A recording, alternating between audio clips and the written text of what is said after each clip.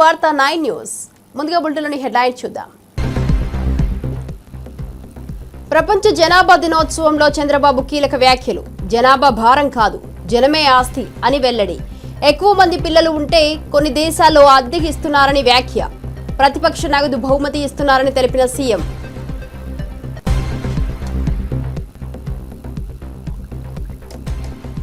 తిరుమల శ్రీవారిని దర్శించుకున్న బండి సంజయ్. టీటీడీలో 1000 మందికి పైగా అన్యమతస్థులకు ఉద్యోగాలు ఎలా ఇచ్చారని ప్రశ్న. వారిని ఉద్యోగాల నుంచి వెంటనే తొలగించాలని డిమాండ్.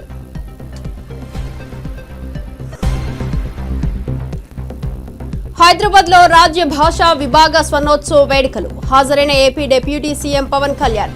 హిందీ దేశ భాష అని వెల్లడి. హిందీ నేర్చుకుంటే మరింత బలపడతామని స్పష్టీకరణ.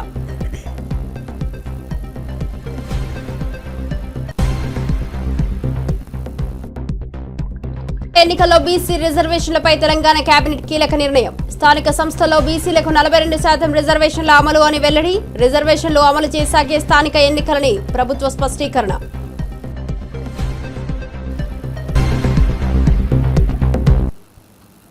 డీటెయిల్ చూస్తే కాళేశ్వరంపై సంచలన వ్యాఖ్యలు చేసిన హరీష్. కాళేశ్వరం బిల్లు వివాదంపై మంత్రి హరీష్ రావు స్పందించారు. తన దగ్గర ఉన్న పూర్తి సమాచారం అన్ని ఆధారాలతో సహా కమిషన్కు అందించారని తెలిపారు. బ్యారేజ్లపై 6 సార్లు కేబినెట్, 3 సార్లు శాసనసభ ఆమోదం పొందిందని స్పష్టం చేశారు. ప్రభుత్వ నివేదికలు తమకు ఇవ్వాలని కోరినట్లు చెప్పారు. కృష్ణాలో కూడా ఏమంటాడు, 500 చాలని రేవంత్ రెడ్డి అన్నాడు. ఉత్తమ్ కుమార్ రెడ్డి నిన్న మాట్లాడినప్పుడు ఏమన్నాడో చూడండి.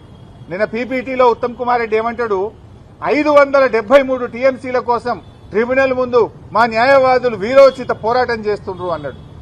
నేను రేవంత్ రెడ్డి అజ్ఞాని అనుకున్నా గానీ ఉత్తమ్ కుమార్ రెడ్డి కూడా ఇంత పైలట్ చదువుకున్నడివి, కనీసం 20 నెలలైంది నువ్వు నీళ్ల మంత్రి అయి, గది కూడా అవగాహన తెచ్చుకోకపోతే నేను బాధపడతా ఉన్నా, చింతిస్తా ఉన్నా. ఎందుకు ఈ మాట అంటున్నా అంటే, ట్రిబ్యునల్ ముందు మన అడ్వకేట్లు 763 టీఎంసీలకు వాదనలు వినిపిస్తున్నారు. తెలంగాణ హక్కు 763 టీఎంసీలని ట్రిబ్యునల్ ముందు కృష్ణానది హక్కుల కోసం మన న్యాయవాదులు, మన ఇరిగేషన్ శాఖ పోరాటం చేస్తే 500 చాలని ముఖ్యమంత్రి అంటాడు, 573 చాలని నీళ్ల మంత్రి అంటాడు. మీరు అసలు ఏం మాట్లాడుతున్నారు? అంటే మీ మాటలు ఈ రాష్ట్ర ప్రయోజనాలకు గొడ్డలు పెట్టు. నష్టం జరుగుతాయి ఈ రాష్ట్రానికి, అన్యాయం చేస్తా ఉన్నారు ఈ రాష్ట్రానికి. ఏంది మీరు అసలు చంద్రబాబు నాయుడు చెప్పినట్టు పనిచేస్తుండ్రా, ఈ రాష్ట్రం కోసం పనిచేస్తుండ్రా? 500 చాలు, 573 చాలు అనేటువంటి మాటలు అజ్ఞానంతో కూడినటువంటి మాటలు. మన న్యాయవాదులు 763 టీఎంసీల కోసం పోరాటం చేస్తున్నారు. ఇంకోసారి అజ్ఞానాన్ని వీడండి, బాగా చదువుకొని డిపార్ట్మెంట్ తో మాట్లాడి మీరు మాట్లాడండి. కృష్ణాలో కూడా ఏమంటాడు, 500 చాలని రేవంత్ రెడ్డి అన్నాడు. ఉత్తమ్ కుమార్ రెడ్డి నిన్న మాట్లాడినప్పుడు ఏమన్నాడో చూడండి. నిన్న పీపీటీలో ఉత్తమ్ కుమార్ రెడ్డి ఏమంటాడు, 570 టీటీడీలో అన్యమతస్థులకు ఉద్యోగాలు ఇవ్వడం సరికాదని కేంద్ర మంత్రి బండి సంజయ్ తీవ్రంగా మండిపడ్డారు. ఇది హిందువుల ఆస్తి, హక్కుగా పేర్కొన్నారు. ఇతర మతస్థుల వల్ల ఆచార వ్యవహారాల్లో ఇబ్బందులు వస్తున్నాయని వ్యాఖ్యానించారు. వెంటనే అడ్డుకట్ట వేయాలని డిమాండ్ చేశారు.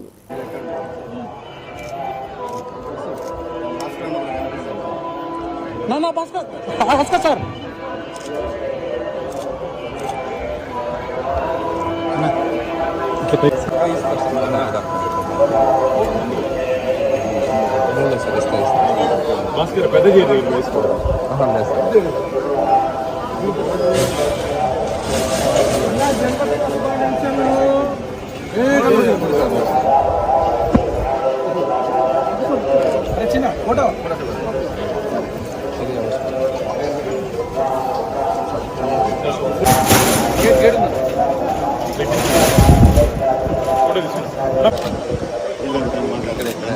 మాట్లాడుతున్నావా?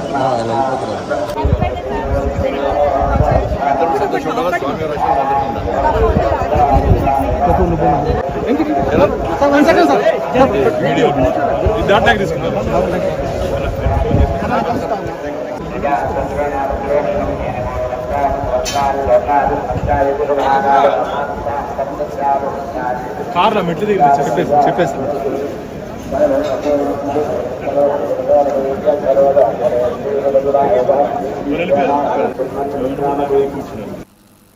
ఉపాధి హామీ బిల్లుల చెల్లింపులో కేంద్రం గ్రీన్ సిగ్నల్ ఇచ్చింది. గత వైసీపీ సర్కారు సమయంలో నిలిపిన 3.5 లక్షల పనులకు బిల్లులు ఇవ్వాలని అంగీకరించింది. ఎన్డీఏ కూటమి ఏడాది పాటు కేంద్రాన్ని ఒప్పించినట్టు తెలుస్తోంది. 180 కోట్ల బిల్లులకు చెల్లింపు శాశ్వతం అయింది. కోట్ల రూపాయల వర్క్ చేసినటువంటి కాంట్రాక్టర్లని జగన్మోహన్ రెడ్డి గారి ప్రభుత్వం వచ్చిన తర్వాత వర్కులు చేయలేదు అని చెప్పి ఒక కక్ష సాధింపుతో ఆ వర్కులన్నింటినీ క్లోజ్ చేశారు. అప్పటి నుంచి సాఫ్ట్వేర్ కూడా అంతా మారిపోయింది. గత 6 సంవత్సరాలుగా వారికి పెండింగ్ బిల్లులు రాలేదు. కూటమి ప్రభుత్వం వచ్చిన తర్వాత మళ్ళీ ఆ పాత సాఫ్ట్వేర్ అంతా తీసుకొచ్చి సెంట్రల్ గవర్నమెంట్ లో ఉన్నటువంటి రూరల్ డెవలప్మెంట్ అధికారులు, స్టేట్ గవర్నమెంట్ అధికారులు కోఆర్డినేట్ చేసుకుని ఆ వర్క్స్ అన్ని ఈ రోజు రీఓపెన్ చేశాం. ఈ వర్కులకు సంబంధించి 180 కోట్ల రూపాయలు పెండింగ్ సెంట్రల్ గవర్నమెంట్ నుంచి స్టేట్ గవర్నమెంట్ కు వస్తుంది.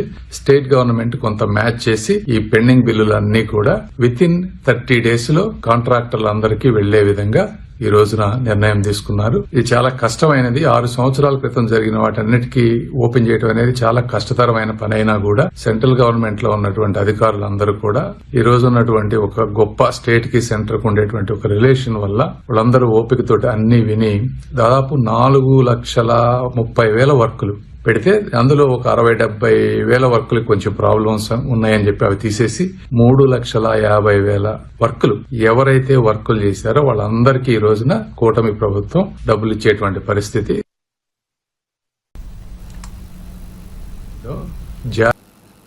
వైఎస్ జగన్ ప్రజాపక్ష నేత అని, ఎల్లప్పుడూ బాధ్యత ఉన్న నాయకుడని వైఎస్ఆర్ గుర్తు చేస్తూ వైఎస్ఆర్ కుటుంబంపై ఎల్లో మీడియా అవాస్తవాలు ప్రచారం చేస్తోందని కాసు మహేష్ రెడ్డి ధ్వజమెత్తారు. జగన్ గెలిచినా ఓడినా బాధ్యత తీసుకుంటారని, చంద్రబాబు మాత్రం తప్పుడు మాటలు చెబుతున్నారని విమర్శలు వెల్లువెత్తుతున్నాయి. ఒక హెడ్డింగు ఆయన పోలీసులతో మాట్లాడుతుంటే ఫోటోకి హెడ్డింగ్కి అసలు సంబంధం ఉండదు. రప్ప అంటూ రెచ్చిపోయిన జగన్ ప్రశాంతంగా మాట్లాడుతున్నాడు అక్కడ పోలీసులతో. వీళ్ళు మటుకు వీళ్ళేదో ఇన్నట్టు పక్క నుండి విలేకరులు వీళ్ళకే వినపడేటట్టు. మరి అక్కడ ఇన్ని కెమెరాలు ఉన్నాయి, ఇన్ని మైకులు ఉన్నాయి, వాళ్ళెవ్వరికీ వినపడింది, వీళ్ళొక్కళ్ళకి వినపడిందంట. పోలీసుల్ని నరికేయండ్రా అంటూ ఎస్పీతోనే మాట్లాడుతున్నాడు. జగన్మోహన్ రెడ్డి గారి ఫోటో చూడండి, హెడ్డింగ్ చూడండి. మాట్లాడుతుందేమో అక్కడ ఉన్న ఒక ఆఫీసర్తో, దాని మీద హెడ్డింగ్ ఏమో పోలీసులు నరికేయండ్రా అంటే పోలీసులకే చెప్తాడా? ఏమయ్యా అబద్ధం ఆడితే అతికినట్టన్నా ఉండాలి బాబు. కనీసం చంద్రబాబు నాయుడు గారి దగ్గర మీరు పనిచేస్తూ వాళ్ళ కొరకు మీరు ఇన్ని పత్రికలు రాస్తూ అదన్నా ట్రైనింగ్ తీసుకోవాలి కదా. ఎన్టీ రామారావు గారిని దించేసి వెన్నుపోటు పొడిచేసి ఎన్టీ రామారావు గారి తప్పు చేసినట్టు చూపెట్టాడు. అది కూడా మీరు నేర్చుకోకపోతే అట్లా ఆ స్కూల్లో చదువుకుంటూ ఇష్టం వచ్చినట్టు పోలీసులే నరికేస్తారా? ఎవరన్నారు? ఏం గతంలో మాజీ ముఖ్యమంత్రులు, ప్రతిపక్ష నాయకులు పోలేదా? ప్రదర్శనలు చేయలేదా? ప్రభుత్వాన్ని నిలదీయలేదా? ఎప్పుడన్నా ఇలా రాశారా పత్రికలు? లేరు. ఇన్ని ఆంక్షలు పెట్టారా? సత్తెనపల్లి వస్తేమో 100 కార్లతో పోవాలంట. చిత్తూరు జిల్లాలో మామిడి రైతులు కొరకపోతే 500 మందే పోవాలంట. ఒక మాట బానే అన్నాడు అచ్చెన్నాయుడు గారు, వస్తున్న వ్యక్తి మామూలు వ్యక్తి కాదని. ఎస్, మేము అదే చెప్తున్నాం. ఇప్పటికన్నా గ్రహించండి జగన్మోహన్ రెడ్డి గారి బలగం.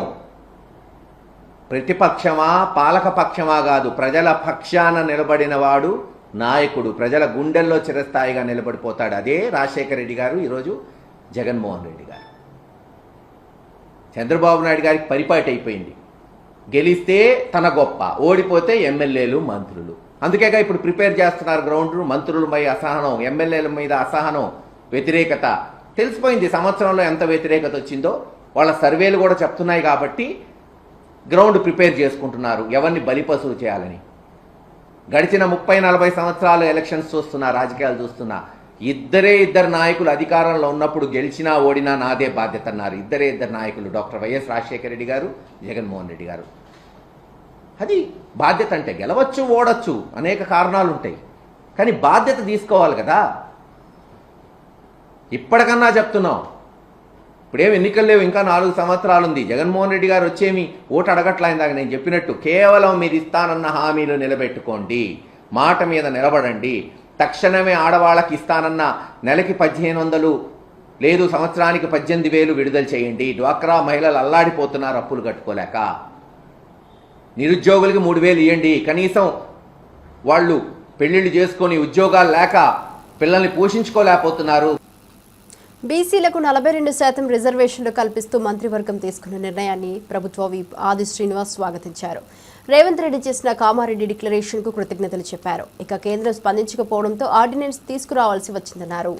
ముఖ్యమంత్రి శ్రీ రేవంత్ రెడ్డి గారు ప్రత్యేక చొరవతోటి 2018 పంచాయతీరాజ్ చట్టాన్ని సవరిస్తూ ఒక ఆర్డినెన్స్ తీసుకురావడం ఇది అభినందనీయమైన మాట సందర్భంగా చెబుతూ, కామారెడ్డి డిక్లరేషన్ అప్పుడు బీసీలకు 42% రిజర్వేషన్ ఇస్తామని చెప్పి మహేష్ కుమార్ గౌడ్ గారి నోట ఆనాడు వర్కింగ్ ప్రెసిడెంట్ హోదాలో పీసీ పెండుగా ఉన్నప్పుడు వారి చొరవ కూడా ఈ సందర్భంలో గుర్తు చేస్తూ 2018 పంచాయతీరాజ్ చట్టాన్ని సవరిస్తూ ఆర్డినెన్స్ తీసుకురావడం రాబో రోజుల్లో జరగబోయే ఎన్నికల్లో ఈ చట్టం వల్ల 42% బీసీలకు ప్రయోజనాలు ఉనగూరేటువంటి సందర్భాన్ని గుర్తు చేస్తూ రాష్ట్ర అసెంబ్లీలో బీసీలకు 42% బిల్లును బీసీ సంక్షేమ శాఖ మంత్రి పొన్నం ప్రభాకర్ గారు ప్రవేశపెట్టినప్పుడు ఆ 42% బిల్లును బలపరిచేటువంటి అవకాశం, మాట్లాడే అవకాశం ఒక బీసీ బిడ్డగా నాకు రావడం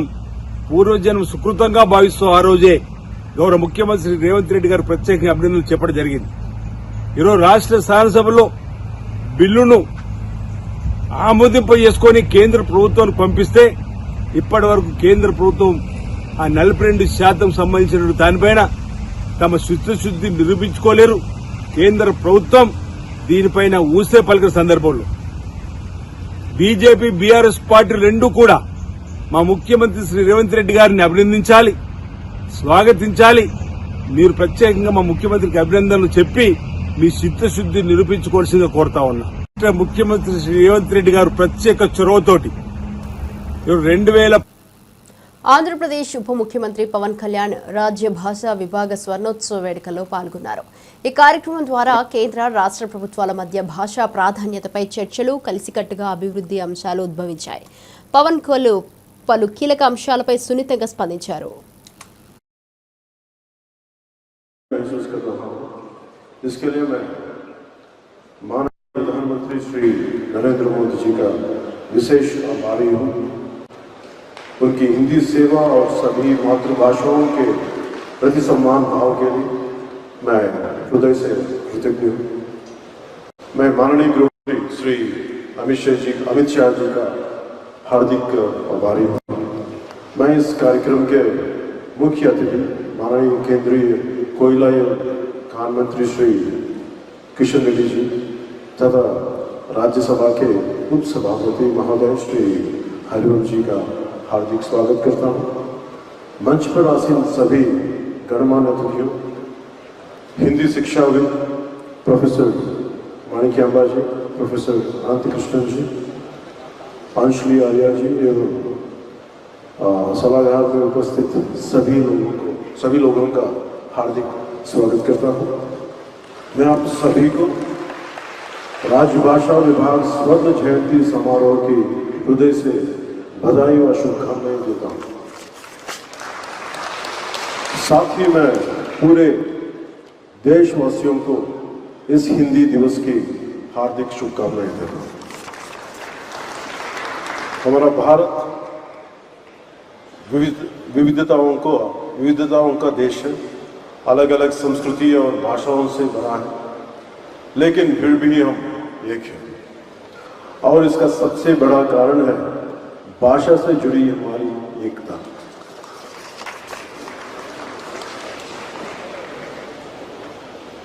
वो कहते हैं ना, कोस कोस पर बदले पानी, 4 कोस पे वाणी. ऐसा ही एक उदाहरण नॉर्थ ईस्ट में अरुणाचल प्रदेश का है, जहां 50 से ज्यादा ट्राइबल लैंग्वेज बोली जाती है, पर एक कॉमन भाषा के रूप में हिंदी उन्हें जोड़ती है.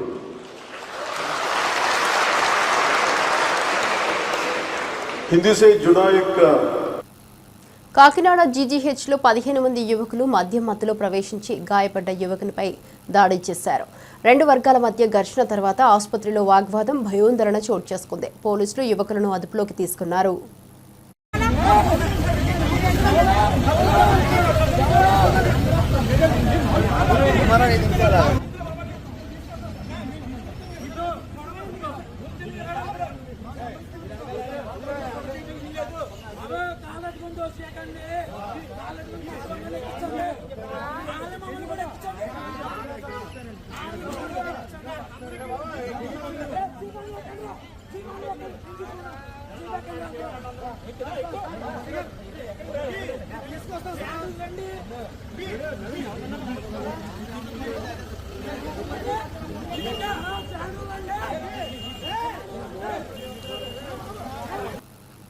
బీసీలకు 42% రిజర్వేషన్లు అమలు అయిన తర్వాతే స్థానిక ఎన్నికలకు వెళ్తామని మంత్రి పొంగులేటి ప్రకటించారు.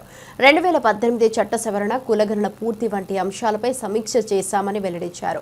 దేశానికి ఆదర్శంగా తెలంగాణ నిలిచిందన్నారు. విధి విధానాలన్నీ ఈ మధ్యనే రాష్ట్ర ఆనరబుల్ హైకోర్టు కూడా డైరెక్షన్ ఇచ్చింది. 3 నెలల్లో ఎన్నికల్లో స్థానిక సంస్థల ఎన్నికలు కంప్లీట్ చేయాలని వడివడిగా మాటలతో కాకుండా చిత్తశుద్ధితో లీగల్ గా అడ్వకేట్ జనరల్ గారు లాంటి అనుభవజ్ఞుల సూచనలు సలహాలు తీసుకొని ఈ ప్రభుత్వం ఏదైతే డెడికేషన్ కమిషన్ వేశారో వారి ద్వారా రిజర్వేషన్లు ఇతరత్ర ప్రాసెస్ చేస్తూ ఇందిరమ్మ ప్రభుత్వము ఇచ్చిన మాట ప్రకారం 42% బీసీ సోదరులకి రిజర్వేషన్ ఇస్తూ స్థానిక సంస్థల ఎన్నికలకు పోవాలని నిర్ణయించినందుకు దాని మీద మా బీసీ మంత్రులు మళ్ళీ నేను మాట్లాడిన తర్వాత వారు కూడా మాట్లాడతారు. విధి విధానాలన్నీ ఎమ్మెల్యే కేటీఆర్ కు ప్రతిపక్ష హోదా లేదని ఛాలెంజ్ చేయాలంటే కేసీఆర్ చేయాలని ఎంపీ చామల కిరణ్ కుమార్ రెడ్డి విమర్శించారు. రేవంత్ స్థాయిలో కేటీఆర్ కాదని స్పష్టం చేశారు. దమ్ముంటే అధికార ప్రతిపక్ష హోదా తెచ్చుకోవాలని అన్నారు. ఈ మాయదారి మాటలు చెప్తున్నటువంటి కేసీఆర్ కుటుంబం మాయల పడకుండా అసలు మన దక్షిణ తెలంగాణలో మనం కృష్ణా జలాల మీద 299 కాదు, మనకు రావాల్సినటువంటి భాగం కోసం 1 ఫైట్ చేయాలి, 2 మరి తీసుకున్న నీళ్లను ఎక్కడ దాచిపెట్టాలి, ఎన్ని ట్యాంకులు కట్టుకోవాలి, ఎన్ని రిజర్వాయర్లు కట్టుకోవాలనే దాని మీద చర్చ జరగాల్సిందే. అయ్యాల 2 లక్షల కోట్లు ఖర్చు పెట్టినటువంటి కేసీఆర్ కేవలం ఉత్తర తెలంగాణలో కాళేశ్వరం మీద పెట్టింది తప్ప సగం పనులు కంప్లీట్ అయిపోయినటువంటి ఎస్ఎల్బిసి టన్నల్ కానీ, సగం పనులు కంప్లీట్ అయిన జూరాల ఈ కింద ఉన్నటువంటి పాలమూరు రంగారెడ్డి ప్రాజెక్టుల మీద కనుక ఒక 5-6 వేల కోట్లు ఖర్చు పెట్టినా కానీ లక్షల ఎకరాల నీళ్లు ఈ రోజు లక్షల ఎకరాలకు నీళ్లు వచ్చేది. మనకు కృష్ణా జలాలను కాపాడుకునే ప్రయత్నం చేద్దు. కానీ రాజకీయాలే చేయాలని మళ్ళీ మొదలు తెరలేపిరు. తెలంగాణ ప్రజలు అప్రమత్తంగా ఉండాలి. కేటీఆర్ కి నేను ఒక్కటే చెప్తున్నా, కేటీఆర్ నువ్వు ఆఫ్టర్ ఆల్ ఎమ్మెల్యేవు, ముఖ్యమంత్రిని ఛాలెంజ్ చేయాలంటే కేవలము మీ నాయన అపోజిషన్ లీడర్ గుండి ఛాలెంజ్ చేయాలి.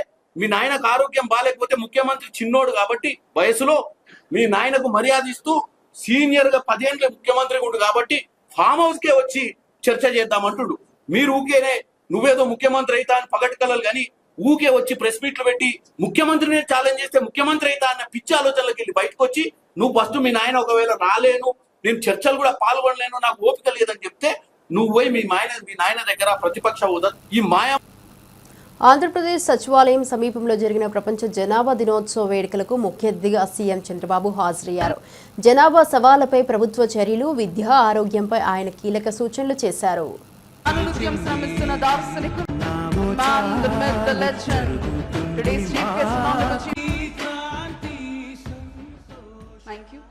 Welcome, sir. Thank you so much for attending and enhancing the elegance of the program. I now invite other dignitaries.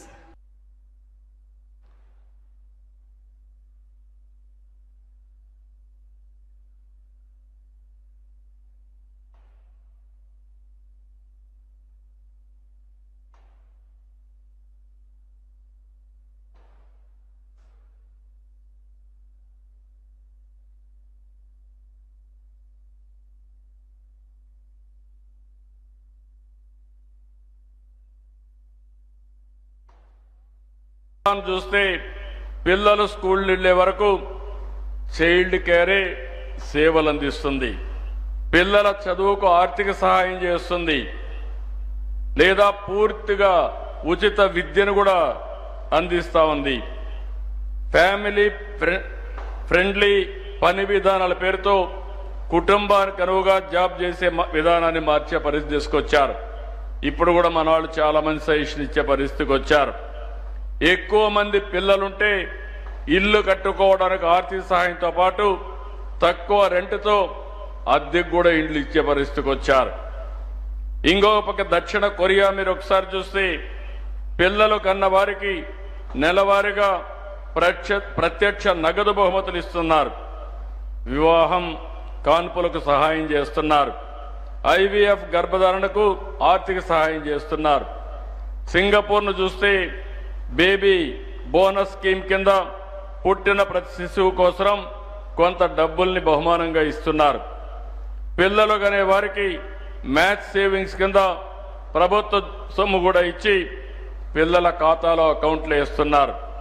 ఫ్రాన్స్లో చూస్తే చైల్డ్ అలవెన్స్ కింద 2 లేదా అంతకంటే ఎక్కువ పిల్లలున్న కుటుంబాలకి ప్రత్యేక ప్యాకేజీలు ఇస్తున్నారు.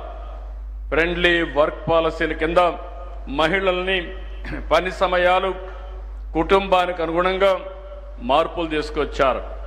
రష్యా రెండవ బిడ్డను కంటే పెద్ద మొత్తంతో నగదు అందజేసే పరిస్థితికి వచ్చారు. ఫ్రీ హెల్త్ కేర్ కింద గర్భిణీలకు ఉచిత వైద్య సదుపాయం ఎన్ని కల్పిస్తున్నారు.